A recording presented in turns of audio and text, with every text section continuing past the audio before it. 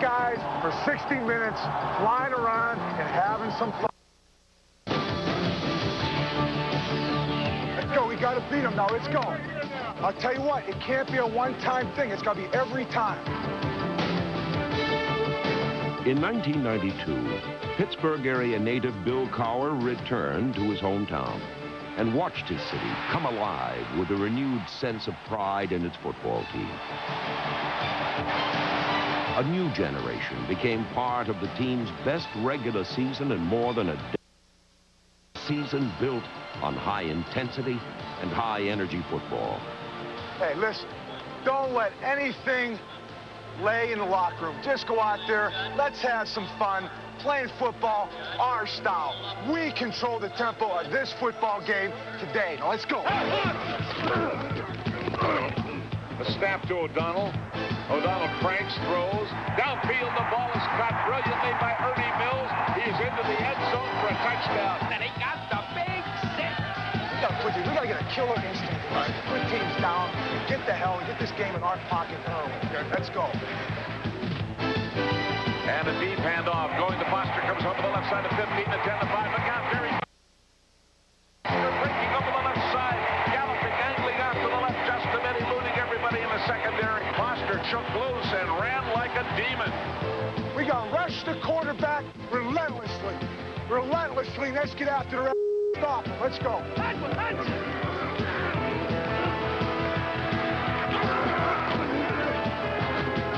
Let's rush.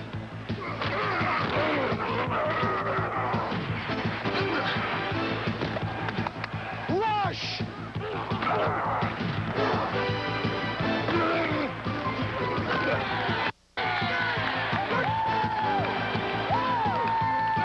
That's a big play, big man. That's a big play. The rejuvenated Steelers captured their first AFC Central Division title since 1984. But for this team and its fans, 1992 was just the first step toward even bigger things. The first sign of a new beginning.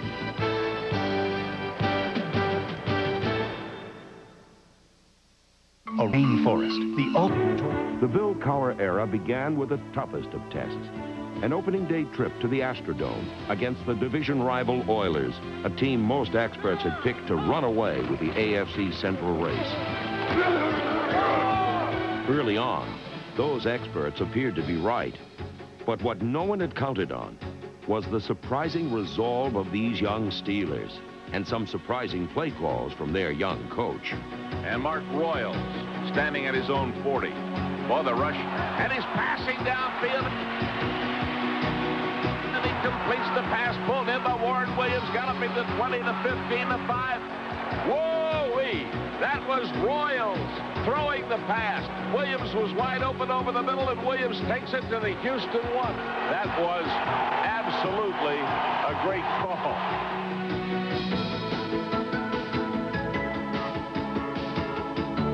The aggressive and turned the afternoon into a nightmare for Houston quarterback Warren Moon. The Steelers forced Moon into 5 interceptions, 2 each by number 26 and safety Larry Griffin, who second of the day clinched the comeback victory. Moon takes the snap, rolls a little to the right, throws, picked off down inside the 5, and here we go again. Coming up the field, Larry Griffin over the 30, hit and knocked down at the 33-yard line, and mobbed by his teammates. Going down to Houston and being the underdog as we were, to come out with a victory in a place where not many people gave us a chance, I certainly think gave us some confidence. And as we talked about the expectation of winning, it certainly gave credence to that and kind of maybe was the building block for us to get something started.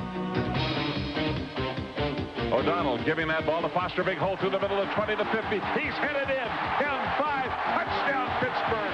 The following week, it was Barry Foster who kept the Steelers rolling, with 190 yards rushing and 2 scores. Coming down the sideline, the 40 to 35 to 30, running for dear life, the 20 to 15 to 10 to 5, hit into the end zone, touchdown Pittsburgh.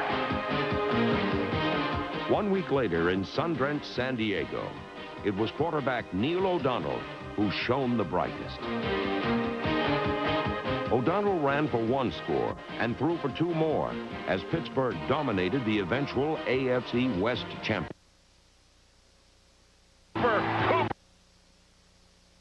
O'Donnell off the nose, and it is a touchdown, Pittsburgh. Oh, you betcha! 79, and had become the biggest early season surprise in the NFL.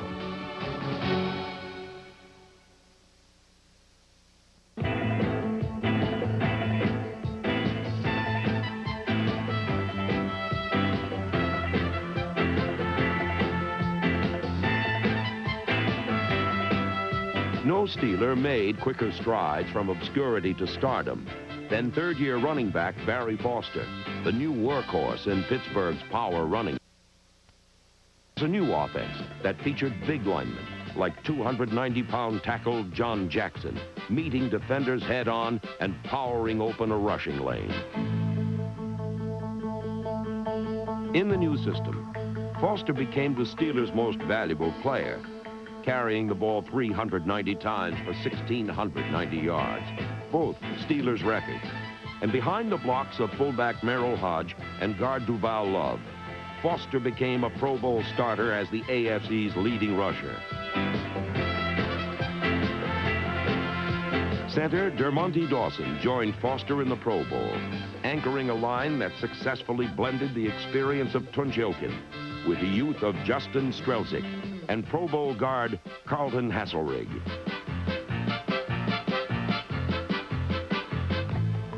Power blocking and power running became the foundation of the Steelers' offense, and when it was working, it made scoring look easy. Goal line. You okay? You want to score a touchdown? Yeah. Well, then go. First down 10. Hand off to Foster to the middle. He's open. He's in the end zone. Touchdown, Pittsburgh. And they could have driven a truck through that hole. It's a system that puts a premium on running the football, which is an offensive line we love to do. When the offense is clicking, it opens everything up, the passing game, the running game. And when you can play offense like that, you can dictate the flow of a game. And I think that's why we've had the success that we've had. The Steelers' offense developed a resiliency that allowed it to bounce back from tough situations and regain control. Its short-range passing game remained effective even in the most difficult conditions, as Neil O'Donnell set a team record for completion percentage on the way to his first Pro Bowl. O'Donnell spread the ball to a variety of emerging young targets.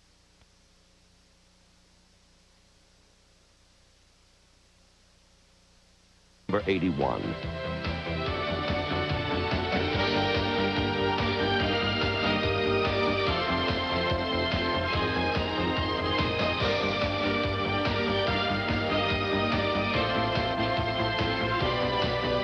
At midseason, the Steelers had an opportunity to showcase their offense 2 straight weeks in the primetime spotlight. The first came on a Monday night in Week 7, when Pittsburgh broke a 2-game losing streak by dominating the Bengals. O'Donnell has time, going downfield to Stone. Touchdown, Pittsburgh. They threaded the needle. Dwight Stone caught 2 touchdown passes in the shutout victory. And 1 week later, before a Sunday night national TV audience, the Steelers would truly find out how far they'd come against the heavily favored Chiefs and the Tomahawk Chop. 7:19 to play in the first quarter. Barker's kick, wobbling, not too good. And up comes Woodson, bobbles it at the 22, gets it back up at the 25 to 30. Here he comes. Up over the 50. The 30, down to the 20. He's going 10, 5, touchdown Pittsburgh. Woodson came right through Kansas City like water through a sieve. Rod Woodson opened the floodgates, and the Steelers poured through all night. Foster barrels over the right side into the end zone. Touchdown Pittsburgh.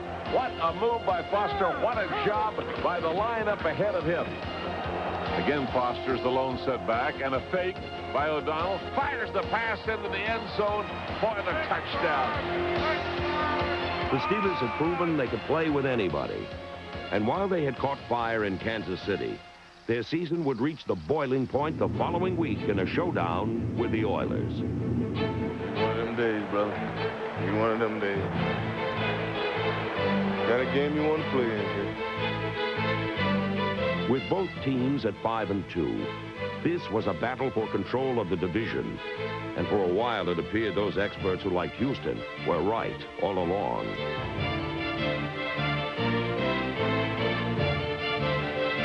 But the Steelers had come back against these Oilers once before, and they certainly weren't about to let go of first place that easily. Number 78, Gary Howe, helped lead the defensive charge and fuel the emotions of the most vocal Pittsburgh crowd in more than a decade. I tell you, this football crowd it is playing as big a factor in this game as the Steelers defense right now. Out of the slot, Mills over to the right. Fake by O'Donnell, and he fires it to Cooper in the end zone for the touchdown. While the Steelers' defense shut the Oilers down, Neil O'Donnell and the offense just kept coming.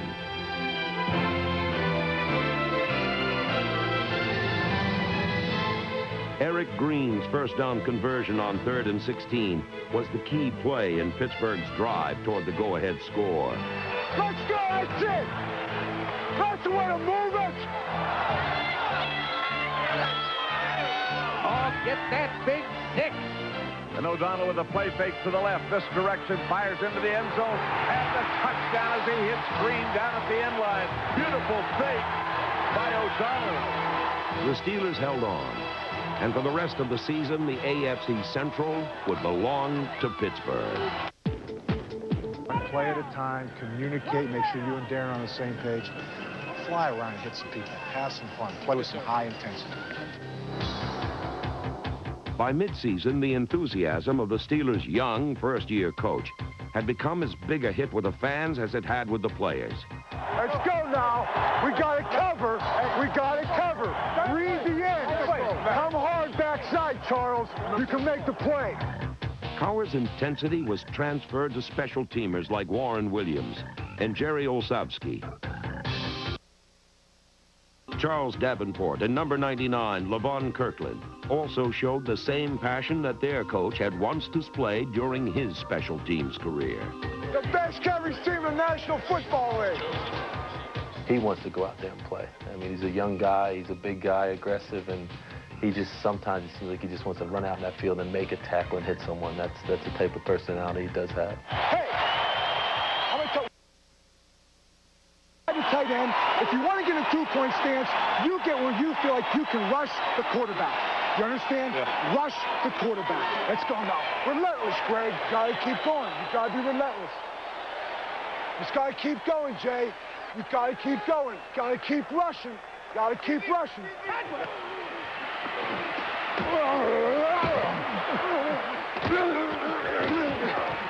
Linebacker Greg Lloyd was nothing but relentless.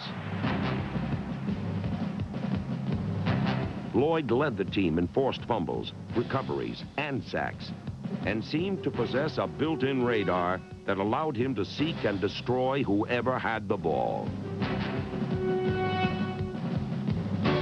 Lloyd made his second trip to the Pro Bowl, and in 1992 was complimented by another lightning-quick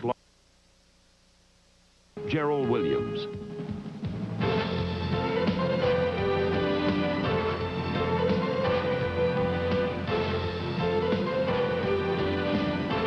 In his first full year as a starter, Williams became a defensive spark plug, and other young defenders were called on to play with the same fire.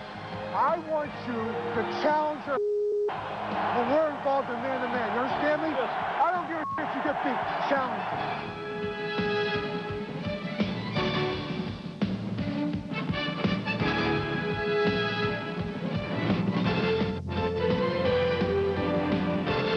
The Steelers' secondary constantly challenged opponents, as safety Carnell Lake made a big impact with an all-pro caliber season. And Pro Bowl cornerback Rod Woodson added another dimension to his game with a career-high 6 sacks. Woodson also maintained his status as one of the premier coverage cornerbacks in the NFL. and his play overshadowed the consistency of fellow cornerback D.J. Johnson. Richard Shelton and Sammy Walker were other big contributors, but the most pleasant surprise was free safety Darren Perry, number 39, the Steelers' Rookie of the Year with a team-high 6 interceptions. Overall, Pittsburgh's intensity created a bounty of opportunity as the Steelers led the NFL with 43 takeaways. The Steelers constructed major roadblocks on their opponent's road to the end zone, as no team in football allowed fewer touchdowns than Pittsburgh. O'Brien is back again. Uh-oh, his pass is picked off. This is Larry Griffin coming down the field with the ball. He's to the 30, the 20, the 10, the 5. Touchdown, Pittsburgh. The Steelers' opportunistic defense helped turn the tide in several ball games, including a Week 10 contest with the Lions.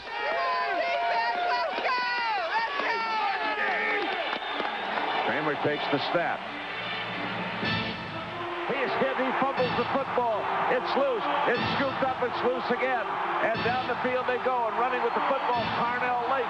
Yoy, and double yoy. What another big play by Rod Woodson. It's manna from heaven. High formation. Brister lobs him into the end zone for the touchdown. The ball taken by Tim Jordan. Nobody covering him out to the left. The victory was the start of a 4-game winning streak that saw different heroes emerge each week. Against the Colts, Gary Anderson hit on 3 of 3 field goals, and Barry Foster rushed for 168 yards to post his club record 8th 100-yard rushing game of the season. Number 34, Leroy Thompson, helped the Steelers roll up more than 250 yards on the ground. And the following week, it was Bengals quarterback David Klingler who was constantly on the run.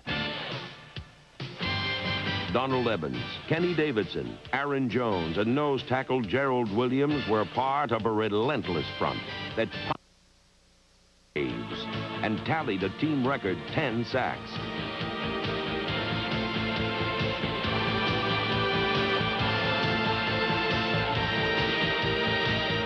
Number 50, David Little, had 3 sacks alone, and the team's leading tackler, Hardy Nickerson, added another.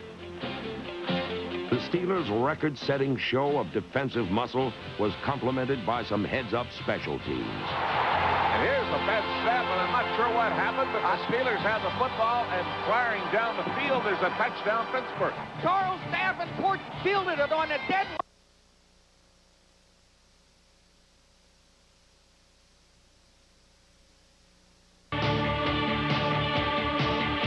The 4th straight victim was Seattle, as the Steelers' defense once again shut an opponent down to help the offense overcome a 4. He gives to Foster running to the left. The end zone touchdown.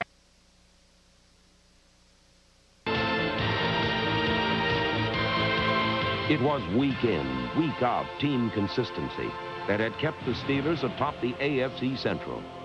And in the regular season finale, they rallied behind backup quarterback Bubby Brister for yet another crucial victory.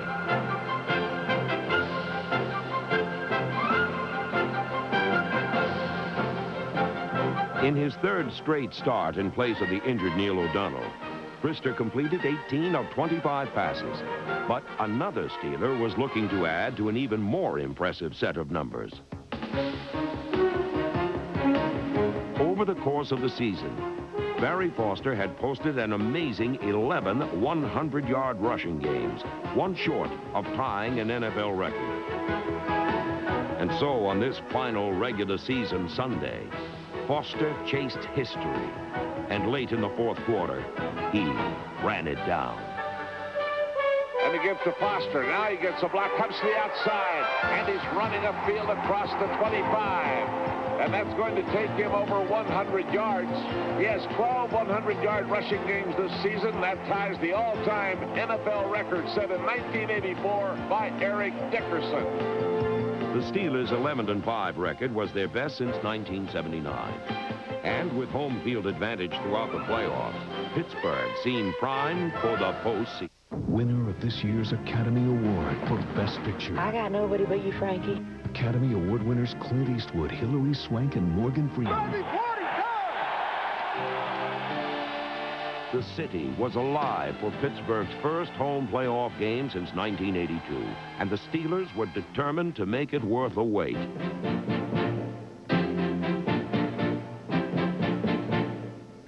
Barry Foster rushed for 104 yards, but overall, the Steelers failed to play up to the potential they had shown all season.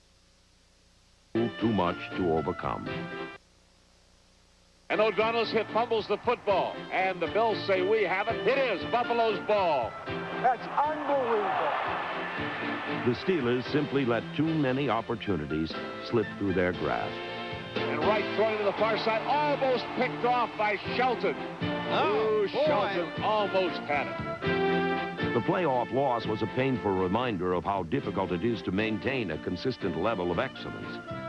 And it is a lesson the Steelers can build on in the upcoming season. We all have to have a sense of where we want to go, and once we've accomplished that, I think we need to set higher goals. That's what allows you to get better and never become status quo, because I've always believed that no one ever stays the same. You're either getting better or you're getting worse, and so I think the only way you can maintain that drive is to have goals. Bill Cowher's goals are no different than that of his predecessor, Chuck Noll.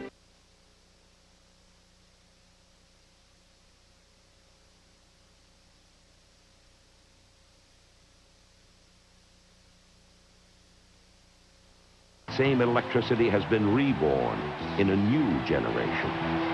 You know, it feels great to play games at home because it's like the old days from what I hear in the 70s when they were dominating back then. The city of Pittsburgh's on fire. These people are really pumped up for the season, and we're a very young football team. I believe we're going to get better in time. You want emotion? Watch this football team play football for 60 minutes. Hey. We'll show you emotion.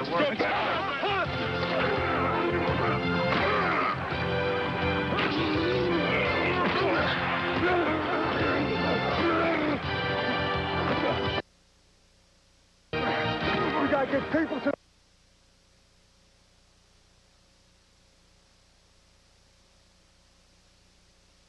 challenge them. Hey, Barry, killer instinct. Let's go.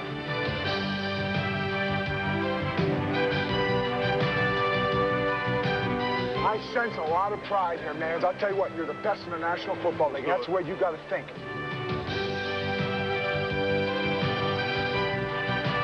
In 1992, the Steelers did take a big step toward being the best in the NFL. But they must continue to move forward in 1993. They are young, explosive, and sparked by the NFL Coach of the Year. And they are striving for even bigger things just ahead.